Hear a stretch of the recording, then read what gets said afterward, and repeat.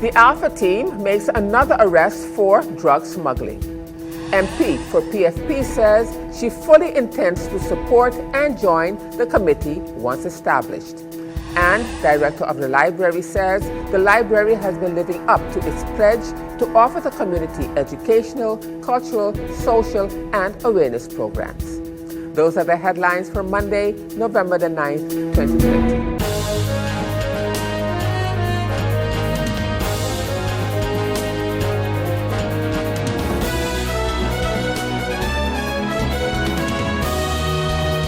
Good evening, viewers. This is SXM Daily News, and I'm Valerie Van Putten. Thank you so much for tuning in this evening. And as usual, we have a full newscast for you, so let's get started. In our first story, under the theme Learning of Our Past Through Technology, the Phillipsburg Jubilee Library held a virtual ceremony earlier today, November the 9th, 2020. It was a collaborative St. Martin Day program between the Ministry of Education, Culture, Youth and Sport, the Division Education Innovation, the Division Public Education, the ISTEP team, and the library. In her opening address, Director of the Library, Gwendolyn Holliday, welcomed the guests and said that for approximately 97 years, the library has been living up to its pledge to offer the community educational, cultural, social, and awareness programs. For approximately 97 years, the Phillipsburg Jubilee Library has been living up to its pledge to offer the community of St. Martin educational, social, cultural, and awareness programs.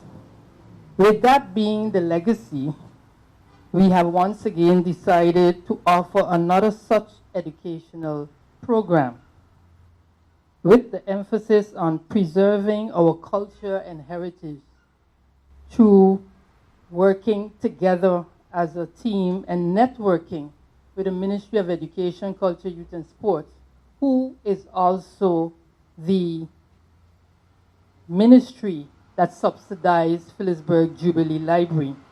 I am very happy that one of the board members is here present this morning so that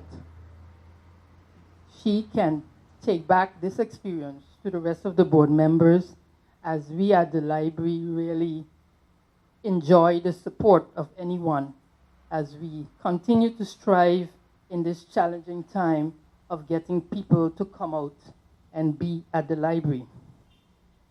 This initiative would not have been possible if, together with the team at Phillipsburg Jubilee Library and the ISTEP team, we were not able to reflect on how can we offer St. Martin yet another chance to reflect on our past as we move forward into the future. And the acting head of Division Education Innovation, Aurelie Boyrat, speaking on behalf of the Minister of Education, said that being an educator herself for so many years, when the program was presented, she was very much in favor of it. I'm an educator by profession, and when this idea came last year from my ISTEP team to bring in this app at the Emilia Wilson Estate, learning history through technology, my eyes opened big, because I found that it's a very good idea, that because we know we are dealing with a student population today who's into technology. So you sitting in the class and speaking about Mr. Emilio Wilson doesn't pull them. It isn't real for them. So last year, the ISTEP team incorporated the app at Emilia Wilson Estate, and it was launched in October last year. And yeah, the rest is history because of COVID. It's not operational as yet, but we will get there, definitely, once things are operational again on St. Martin. Early last week, my colleague Michelle Presentacion, the project manager, came to me and she said, Aurelie, I want to tell you that I was contacted by Ms. Holliday concerning doing an app with the Phillipsburg Jubilee Library. I was like, yes, go ahead, definitely. This is definitely good news for us to spread information, especially about our history to our students. That's the most important part. The children, the seniors who were there in the past, they're not there anymore. The team did a great job reenacting Mr. Wilson. The whole story, with him sitting there speaking and everything, it was a wonderful job. And I think that we are definitely on the right track today with bringing it over to the library, and I'm sure different entities on St. Martin. And iStep project leader Janelle Presentacion, in her address, said that this project was sparked by a question on how we can get our children into the museum and how to get our children to know their history and their heritage. But I just want to start off with saying that this project was sparked by a question: how can we get our kids into our local museums? How can we get our kids into knowing about their history and their heritage? And that came from the Emilio Wilson Estate Rainforest, and they inquired with us about getting schools to the Emilio Wilson Museum. And being iStep and the innovators that we are, we didn't just see it as busing children to a museum. We saw it as an opportunity to integrate technology into the museum experience. And this is quite new even globally, because we really had to do a lot of research into how would we really get this experience to be what we want for our kids, even for our public, to be more cognizant and to be more knowledgeable of what St. Martin stands for. And as you know, the iStep team is tasked with the integration of ICT in education in general. However, the iStep team primary focus right now is on the public schools, but we are always looking for ways and manners in which we can extend that beyond the public schools. And we saw this project as an opportunity to integrate technology not only for our youth, but for our public. So we jumped right on it. It took us about 6 months of hard work, going back and forth with app developers, writing advices, getting everybody on board, seeing the vision, coming up with these markers that you're going to see just now, coming up with the stories. And one of the things that we really encountered while making this project is that documentation of especially our seniors, our stories. There isn't enough documentation. And what we wanted to do was to really expand this app into the fact that we want to make sure that our children know about the pioneers in history. Because it was even a learning experience for all of us to get to know Mr. Emilio Wilson. We visited Ruby Butte to get stories. We visited El Shabash to get stories.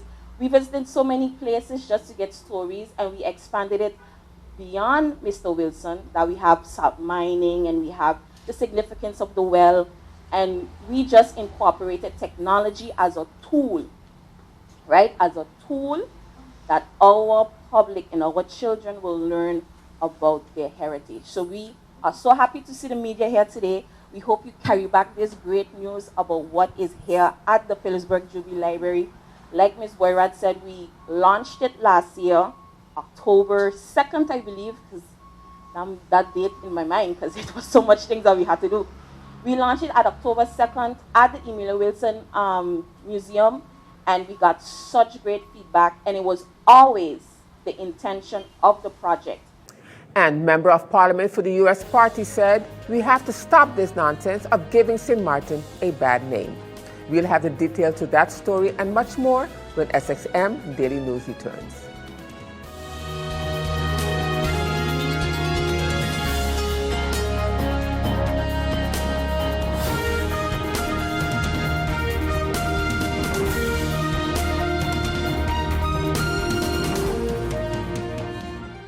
GEBE has been faithfully serving the communities of St. Martin, powering your home and our economy.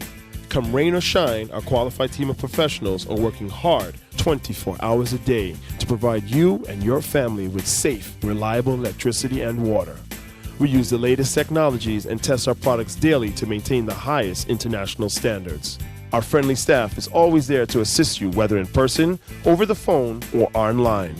We are committed to constantly improving our products and services, making them more efficient, effective, and environmentally friendly to serve you better today and our next generation of clients tomorrow.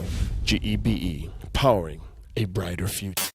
Our friend Megawati is here with tips to save you energy. 1. Turn your airco temperature up. 2. Use a ceiling fan instead. 3. Buy energy-saving products. Save some green with NVGEBE. Welcome back, viewers. You're watching SXM Daily News, and I'm Valerie from Putin. And in this COVID-related item, as of November the 7th, there were 4 persons who tested positive for COVID-19, increasing the total active cases to 80. The total number of confirmed cases is now 890. The Collective Prevention Services, CPS, are monitoring 70 people in home isolation. 10 patients are currently hospitalized at the St. Martin Medical Center, and the total number of deaths due to COVID-19 remains at 23. The number of people recovered since the first case surfaced on St. Martin remains at 787. 275 people are in quarantine based on contact tracing investigations carried out by CPS of persons who may have been in contact with any of the active cases. CPS has tested 1,252 travelers arriving at the Princess Juliana International Airport and 5,730 people throughout the community. As the numbers continue to fluctuate, CPS will continue to actively execute its contact tracing measures. Please be mindful of large gatherings as we are starting to see an increase in cases, said Minister of Health Richard Panafleck. He advises all of the importance of wearing your mask, maintaining the social distance rule of 2 meters, and practicing good hand hygiene. We all need to do our part to minimize the spread of the virus. And in other news at this time, the House of Parliament sat in a public meeting on Thursday, November the 5th, 2020. The meeting was called by members of Parliament Claudius Van Camper and Melissa Gums. The purpose of the meeting was in connection with a proposal for the establishment of a permanent decolonization committee of Parliament. And Member of Parliament for the U.S. Party, Claudius Van Camper, speaking in Parliament, said that he hopes the government is listening. The MP said that we have to stop this nonsense of giving St. Martin a bad name and of tying the gaming industry and government together. The Member of Parliament said that he's tired of this country being dragged through the mud by a set of clowns, and he expounded further. Because also the MP says that no Dutch visitors should come to St. Martin because as long as the casinos are open after midnight, it's not safe to be in St. Martin.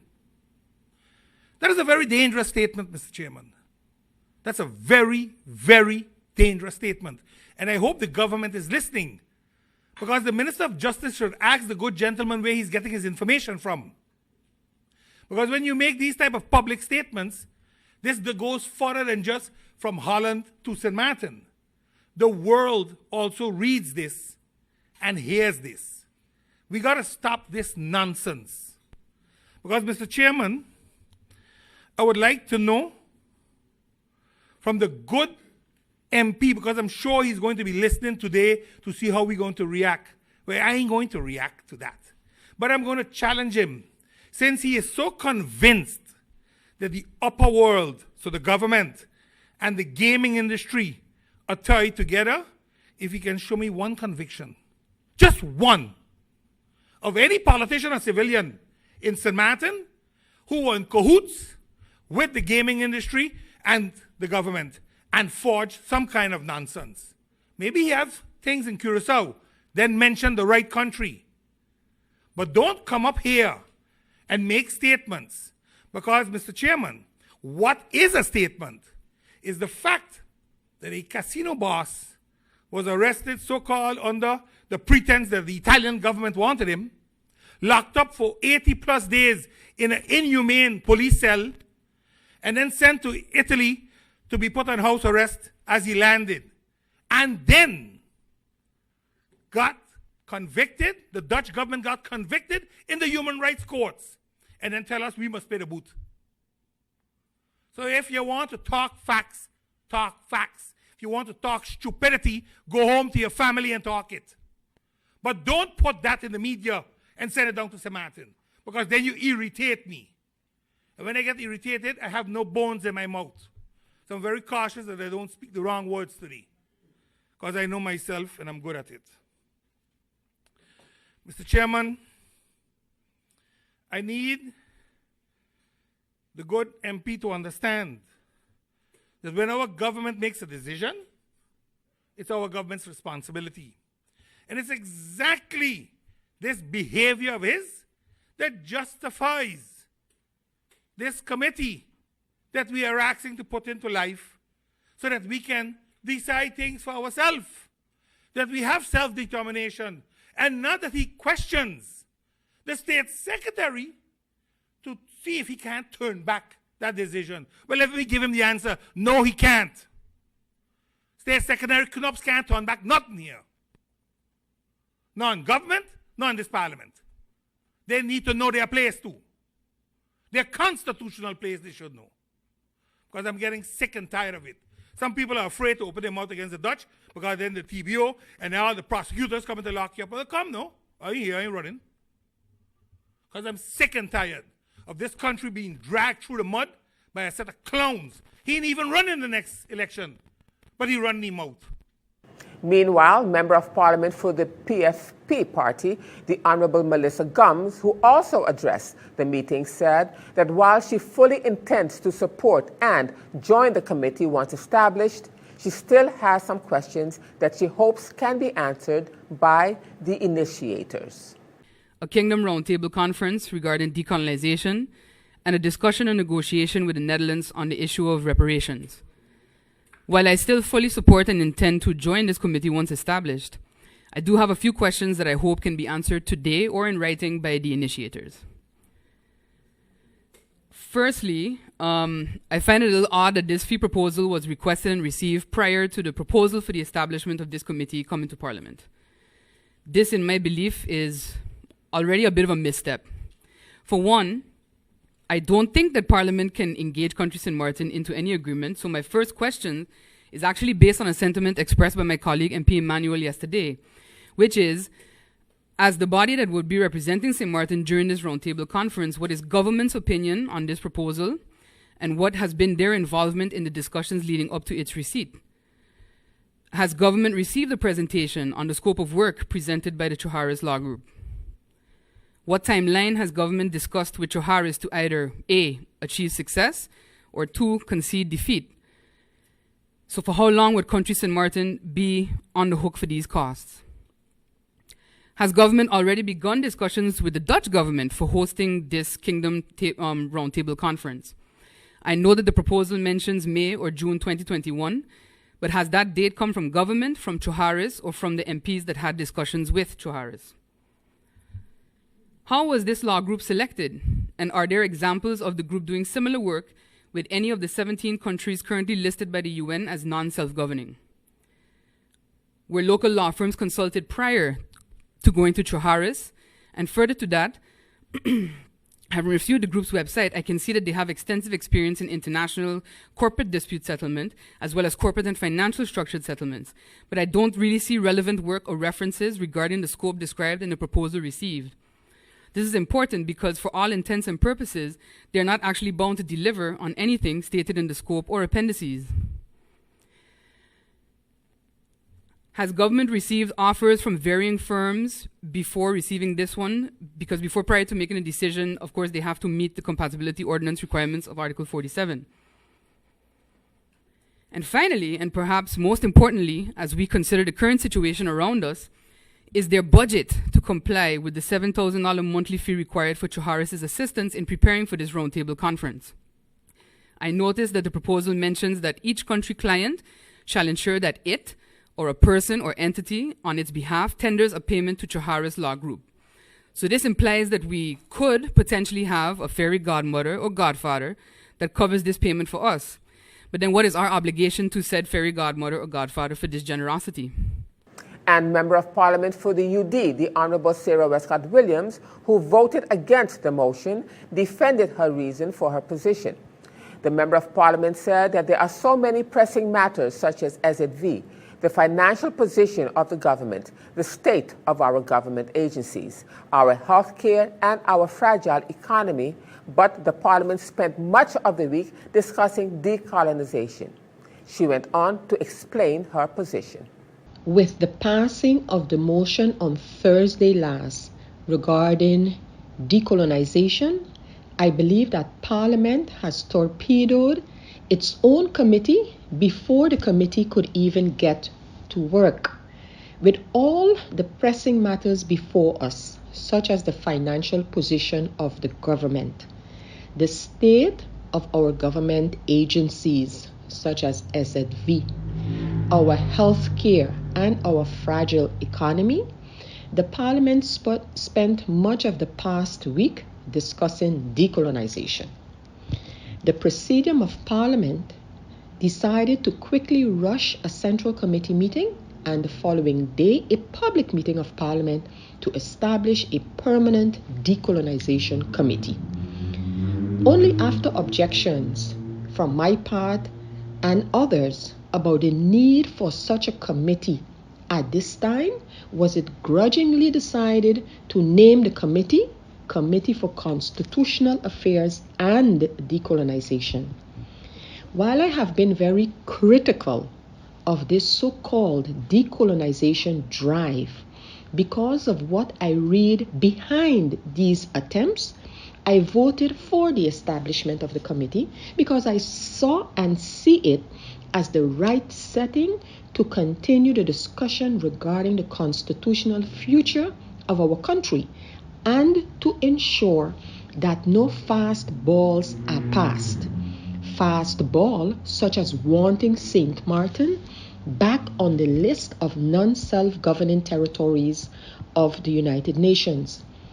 In my opinion, a good discussion ensued on Wednesday last on the establishment of the committee, during which I was able to highlight the following. 1, we have the right to self-determination. We don't have to seek or ask it for it to be given to us. The constitutional future of this country is a decision of the people, not of a selected few. And I consider going back on the list of non-self-governing territories such a decision that should be sanctioned by the people. And the people must know all of the facts. The proponents of this Constitutional Affairs and Decolonization Committee were very adamant about the openness of this committee, transparency, the involvement of the people, and the input of all MPs. And these were more reasons why I supported the establishment of this committee. Because I too want us to get to the bottom of this discussion so that the carrot that is held in front of our people by some of our elected representatives that the United Nations Charter can force the Netherlands to take care of us without any conditions, without any pushback, without any deliberations, can be seen for what it is, a carrot.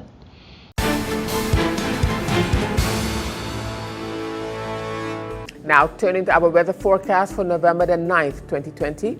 Moisture and instability associated with a tropical wave will cause showers and possible isolated thunderstorms across the region. Residents and users of areas prone to flooding should be vigilant as some showers may be moderate to heavy. Seas will peak at 7 feet during the next few days. Small craft operators and sea bathers should exercise caution. So the outlook through Wednesday midday, partly cloudy to cloudy and breezy with isolated showers. Now let's turn to your 3-day forecast.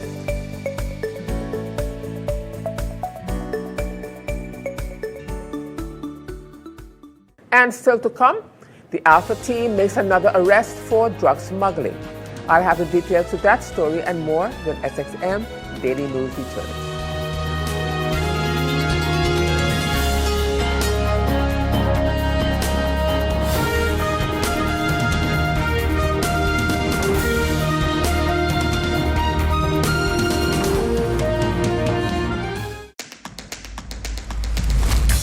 innovative Banco Matico contactless smart card. Your Banco Matico smart card is now equipped with a contactless feature for payments, so get ready to tap and go. Contactless payments are fast, easy, secure, and accepted worldwide at all Maestro-enabled contactless terminals. Tap for transactions equivalent to or less than 100 NAF, or the US dollar equivalent. You will receive notifications via email anytime you tap. Tap, tap, and pay fast with WIB. For more information, visit our website at wib-bank.net. Tap and go with your partner in progress. Welcome back, viewers. You're watching SXM Daily News. And as we continue with more news for you at this time, in these two items from the police blotter, a multidisciplinary team consisting of immigration, customs, police, the Coast Guard, and the Department of Maritime and Shipping carried out a joint inspection on a sailboat that had entered the island on the evening of November the 4th, 2020. This control was carried out on information received from several sources that the captain of the boat would be smuggling illegal immigrants into St. Martin. The control that was carried out at the harbor in Point Blanche on the sailing vessel took several hours.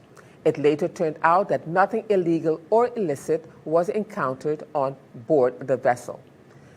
But this investigation is still ongoing. And in this other item, the Alpha team have been kept very busy with the ongoing investigation into drug smuggling that took place earlier this year. On Tuesday, November the 3rd, 2020, the team arrested a man with the initials EAB, 59 years of age, for his involvement in drug transporting. Before being transported to the police station, a house search was conducted at the suspect's residence.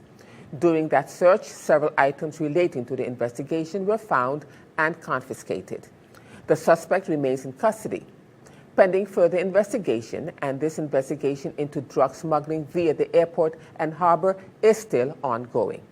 And as we end this edition of SXM Daily News, in news out of French St. Martin, the commemoration of the 102nd anniversary of the armistice of the First World War will take place on Wednesday, November the 11th at 9 a.m. at the Monument to the Fallen of St. Martin as part of a restricted wreath-laying ceremony in the presence of the authorities of the state, of the collectivité, of the veterans, and standard bearer.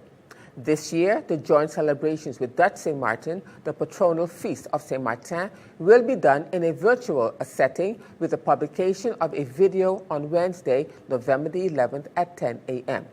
The video will consist of a first segment of official speeches and a second cultural segment in a 40-minute format.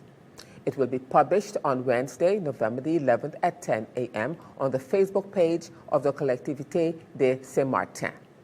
The government officials that have been invited to speak for the occasion are Prefet Sylvie Faucher, Governor Eugene B. Holliday, President Daniel Gibbs, Prime Minister Sylvia Jacobs, Vice President of Culture on French St. Martin Valerie Damaso, and Minister of Culture on Dutch St. Martin Rodolphe Samuel.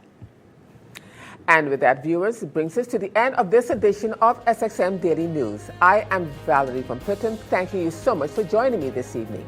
And just a reminder that this and other programs are available online. Simply log on to stmartinmediacenter.com for viewing. And on behalf of the SXM Daily News team, we thank you so much for watching and plan on meeting you right back here again tomorrow.